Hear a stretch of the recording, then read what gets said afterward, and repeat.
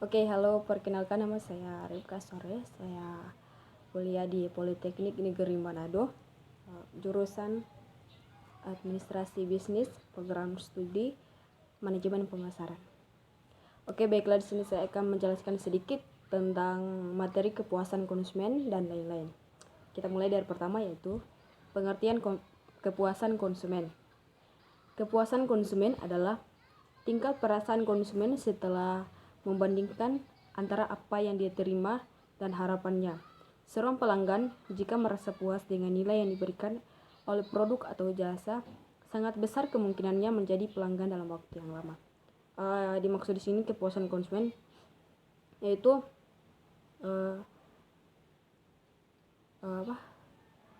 tingkat kepuasan konsumen yang tinggi setelah dorang coba beli itu produk dengan keinginan dorang sama dengan dorang udah dengar sama dengan begini, dorang kayak ubah beli itu produk, dorang berpikir ini kita didengar pada dorang kata ini produk rupa bagus dan for orang perempuan boleh bikin orang kuli bagus begitu. Nah pas dia beli dan dia pakai dalam waktu yang 3 hari lah, dia merasakan apa yang dia inginkan sebelumnya, dia merasakan itu. Jadi DP tingkat kepuasan konsumen itu tinggi dan kemungkinan besar dia akan kembali ulang membeli tuh produk itu, dan ya kemungkinan besar juga tuh pelanggan itu akan menjadi pelanggan yang dalam waktu yang lama. Oke, kita lanjut. Menurut Philip Kotler dan Kevin Winkler yang dikutip dari buku Manajemen Pemasaran mengatakan bahwa kepuasan konsumen adalah perasaan senang atau kecewa seseorang yang muncul setelah membandingkan kinerja atau hasil produk yang dipikirkan terhadap kinerja diharapkan. Maksudnya di sini adalah setelah itu konsumen ada beli itu produk itu, dorang merasa senang karena dorang dapat beli itu produk itu sesuai dengan dorang keinginan, sehingga dorang merasa senang dengan berpikir berarti ini suatu perusahaan ini bagus dong buat dorang. Jangan kalau misalnya kebalikannya dari situ, sebenarnya dorang suka beli barang ini karena barang ini dia bagus dan for orang. Kompas dia beli kong rupa tidak sesuai dengan keinginan, pasti dorang merasa kecewa dengan apa yang dorang beli. Oke, kita lanjut. Memuaskan kebutuhan konsumen adalah keinginan setiap perusahaan, ya. Karena kalau suatu perusahaan kalau nyanda ada keinginan untuk memuaskan konsumen, bikin apa dorang bisnis? Pasti kan hal yang paling utama untuk perusahaan dorang mau capai dorang tingkat ketinggian itu adalah pertama dorang harus mencapai tingkat kepuasan konsumen. Selain faktor bagi kelangsungan hidup perusahaan.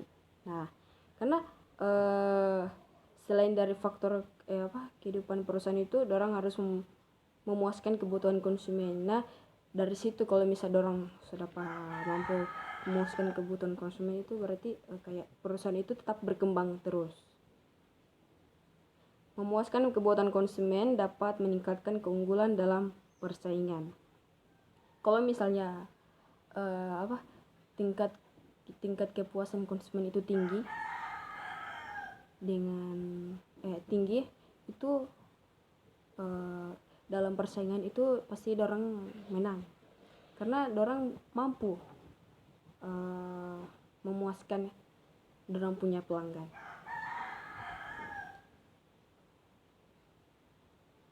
Konsumen yang puas terhadap produk dan jasa pelayanan cenderung untuk membeli kembali produk dan menggunakan kembali jasa pada saat kebutuhan yang sama muncul kembali di kemudian hari. Nah, karena dorang so puas dan dorang kayak so yakin dengan apa yang dorang so beli itu, so puas sekali, pasti di kemudian hari pasti dorang mau beli ulang. Ya. Oke, dorang lanjut.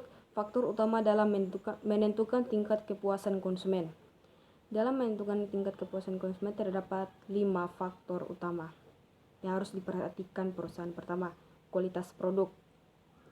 Ya, kualitas produk itu memang adalah salah satu hal yang harus diperhatikan oleh perusahaan, karena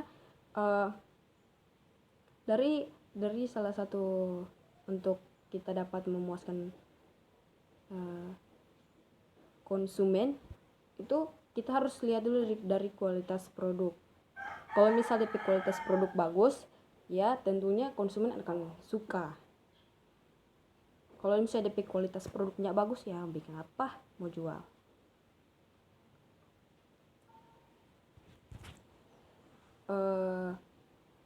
Dan karena kalau misalnya konsumen lihat tuh dalam kualitas bagus, pasti orang berpikir produk yang dorang pakai itu dorang DP kualitas bagus juga gitu. Baru kemudian kualitas pelayanan. Kualitas pelayanan itu juga terpenting, karena kalau misalnya orang mau promosikan sesuatu itu, kalau DP pelayanannya bagus, pasti konsumen juga tidak suka. Karena percuma dan kalau misalnya orang punya kualitas produk bagus, kalau DP orang punya pelayanan konsumen itu kurang bagus, jadi itu pasti konsumen akan berpikir 2 kali beli. Baru juga orang punya pelayanan juga, baru juga orang punya pelayanan orang tidak bagus, apalagi misalnya DP produk. Nah dari situ kalau misalnya orang kayak mau jual sesuatu itu, orang punya DP komunikasi atau apa konsumen itu, pelanggan itu harus bagus, karena supaya itu meyakinkan konsumen dan supaya kan meyakinkan konsumen di mana tersampai produk ini DP kualitas bagus. Kemudian emosional. Nah, konsumen itu memiliki emosional yang tinggi, apalagi kalau misalnya DP nilai tinggi, pasti DP emosional tinggi. Karena apalagi kalau misalnya di contohnya anak-anak remaja begitu dah, kalau misalnya kayak orang mau beli sesuatu, jam atau HP gitu kan, kalau DP kualitas tidak bagus, kalau misalnya DP nilai bagus, itu DP tingkat emosional tinggi. Ya. Dan itu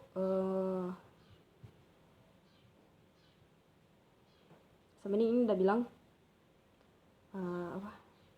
kepuasan yang diperoleh bukan karena kualitas dari produk, tetapi nilai sosial yang membuat konsumen menjadi puas terhadap merek tersebut. Nah,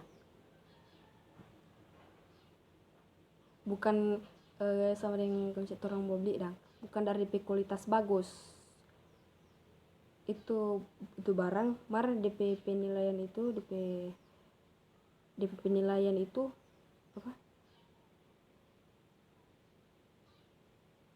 DP penilaian sosial itu membuat tuh konsumen menjadi puas.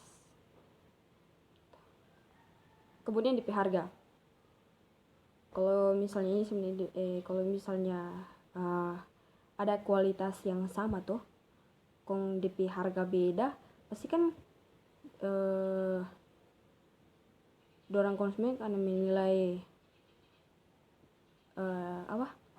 DP harga yang paling yang murah itu dipilih tinggi dibandingkan dengan DP harga yang mahal. Karena berpikir ini kan DP produk sama, jadi ya kemungkinan besar barang yang paling murah DP penilaian tinggi. Ya. Kemudian biaya. Konsumen yang tidak perlu mengeluarkan biaya tambahan atau tidak perlu membuang waktu untuk mendapatkan suatu produk atau jasa cenderung puas terhadap produk atau jasa itu. DP contoh sama dengan orang mau beli online. Kan kalau misalnya beli online ndak terlalu susah amat tuh sama dengan orang mau beli di toko-toko terdekat. Sebenarnya kayak di mall begitu dong. Pasti kan mau jalan tuh. Lalah. Baru kalau di mall kan DP harga ya lumayan mahal sih dibandingkan dengan online semurah kung antar di rumah lagi. Jadi terampai waktu itu tidak terbuang sia-sia cuma karena dengan tuh dia. Oke, terus lanjut di metode pengukuran kepuasan konsumen. Pertama, sistem keluhan dan saran. Organisasi yang berpusat pelanggan memberikan kesempatan yang luas kepada para pelanggannya untuk menyampaikan saran dan keluhan, memberikan ide-ide cemerlang bagi perusahaan dan memungkinkannya untuk bereaksi secara tanggap dan cepat untuk mengatasi masalah-masalah timbulnya. Nah, dimaksudkan di sini yaitu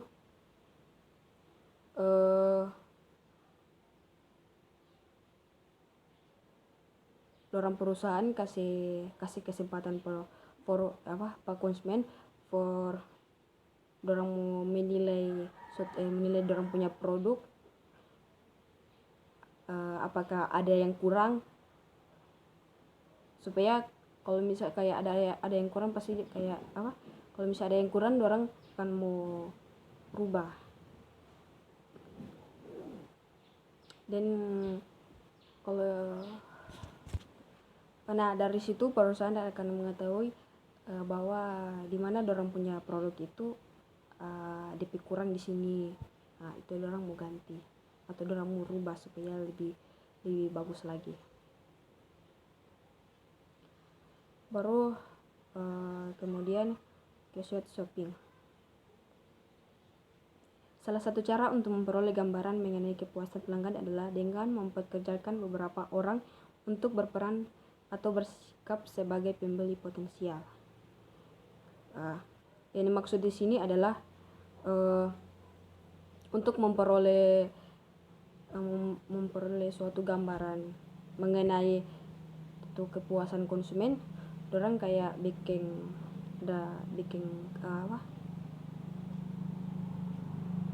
suatu perusahaan mempekerjakan dua karyawan untuk bersikap sebagai pembeli potensial ya, supaya dorang mau dapat tahu mau dapat tahu di mana tingkat kepuasan konsumen itu. Baru dorang mau lapor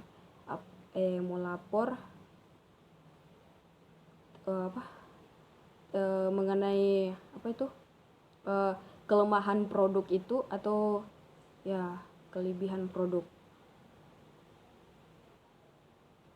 berdasarkan dorang punya pengalaman. Jadi di saat dorang kayak mau dorang tahu dengan adanya laporan-laporan tersebut, pasti dorang berpikir dorang bisa semua kayak dorang kayak mau rubah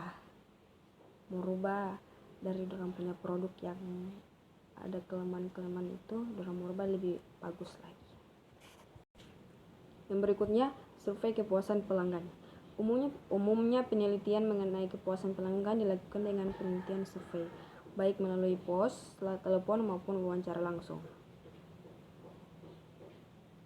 Nah, dari yang dimaksud di sini adalah supaya mempermudah perusahaan untuk mengetahui apa kepuasan pelanggan, dorang survei langsung atau dorang telepon atau wawancara langsung supaya dorang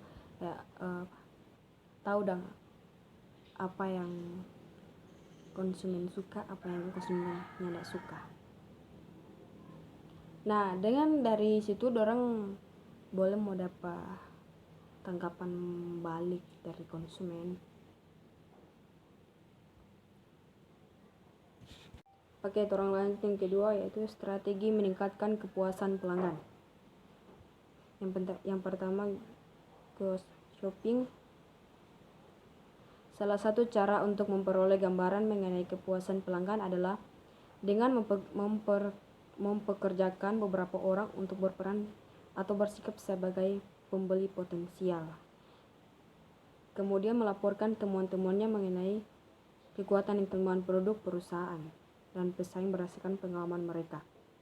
Yang maksud di sini adalah untuk supaya mempermudah mengetahui kepuasan pelanggan. Ini perusahaan udah kasih kerja pada karyawan 2 orang untuk berperan sebagai pembeli potensial supaya orang mau dapat tahu dong di mana di kekuatan dan kelemahan itu produk berdasarkan orang punya kelemahan. Yang berikutnya, survei kepuasan pelanggan. Umumnya penelitian mengenai kepuasan pelanggan dilakukan dengan penelitian survei, baik melalui pos, telepon maupun wawancara langsung. Nah, yang maksud di sini supaya orang lebih mudah mau dapat tahu itu konsumen keinginan atau apa yang membuat konsumen puas, itu orang survei langsung. Orang mau melalui pos atau orang mau telepon wawancara. Dan dari situ orang mau dapat tanggapan langsung dari konsumen bahwa orang pengen begini-begini, orang suka yang begini-begini gitu. Oke, kita lanjut yang ketiga, itu cara merebut hati pelanggan dan mempertahankannya. Pertama, maksimalkan penggunaan media sosial. Nah, di sini media sosial itu juga sangat penting karena dari situ orang boleh mau dapat pelanggan baru. Dan boleh orang mau siapa itu pelanggan lama supaya mau balik patorang, mau beli orang punya produk. Yang berikutnya, gunakan strategi marketing yang berbeda-beda. DP contoh orang mau pakai teknologi, pakai email. Cuma kalau misalnya orang pakai email itu harus pakai email marketing. Karena kalau misalnya orang mau pakai strategi marketing yang sama, kemungkinan besar sedikit yang konsumen suka. Nah, dari situ orang harus memiliki strategi marketing yang berbeda dengan menggunakan email marketing. Email marketing baru orang mesti cari itu strategi marketing yang cocok dengan orang punya produk. Karena kalau misalnya tidak cocok buat orang punya produk, itu agak susah untuk agak susah untuk pelanggan agak susah orang mau cari pelanggan. Oke, kita lanjut yang berikutnya, yaitu cari partner bisnis. Kenapa harus cari partner bisnis? Agar mempermudah orang untuk berbisnis supaya boleh mau tek patamang-tamang, dan supaya lagi mempermudah orang mau cari pelanggan baru. Yang berikutnya, buat diskon hingga berikan hadiah. Nah, ini juga mempermudah supaya orang mau dapat pelanggan baru, dan supaya mempermudah orang merebut konsumen. Orang boleh mau memberikan promosi begitu, atau memberikan hadiah gitu. Promosi kayak sepatu begitu, kasih promosi 50%. Nah, di situ pasti banyak konsumen yang akan membeli produk itu. Kemudian yang berikutnya, sebuah kompetisi atau lomba berhadiah. Sebuah kompetisi ini juga bagus untuk orang boleh mau mau mendapatkan pelanggan baru. Karena ini juga mempermudah orang untuk berbisnis. DP contoh sama dengan orang bikin kompetisi kong orang orang minta orang-orang untuk supaya mau tek padong tamang-tamang melalui orang punya media sosial. Yang berikutnya periksa kembali laporan produk. Nah, kalau misalnya orang jual produk, tawarkan produk, kong rupa ada yang lain tidak suka, ada kurang sedikit orang mau beli, coba orang periksa ulang orang punya laporan produk, apakah ada yang kurang atau tidak. Oke, yang berikutnya yang keempat, yang terakhir, yaitu service excellence. Menurut Joko, ketika perusahaan atau pelaku usaha apabila memiliki service excellence yang baik, maka konsumen akan datang dengan sendirinya. Maksudnya di sini adalah ketika suatu perusahaan dorang memiliki service excellence yang bagus, pasti tuh konsumen dorang mau datang dengan sendirinya. Kalau malah sebaliknya suatu perusahaan tidak memiliki service excellence yang baik, pasti akan susah dorang mau dapat tuh konsumen. Maka dari itu perusahaan maupun pelaku usaha perlu menanamkan pentingnya service excellence kepada seluruh karyawannya agar konsumen senantiasa puas. Maksudnya di sini adalah suatu perusahaan menanamkan service excellence pada dorang karyawan supaya boleh mempermudah pada orang melakukan suatu pekerjaan. Karena apabila kepuasan pelanggan terjaga, maka mereka akan loyal kepada produk atau jasa yang ditawarkan. Maksudnya di sini adalah kenapa bila dorang konsumen punya kepuasan terjaga, berarti tuh produk itu DP kualitas harus bagus dan DP pelayanan juga harus bagus supaya kepuasan konsumen itu terjaga dan mereka akan tetap membeli produk itu tersebut. Oke, sekian dari saya. Jika ada perkataan atau tanggapan yang salah, saya minta maaf. Terima kasih.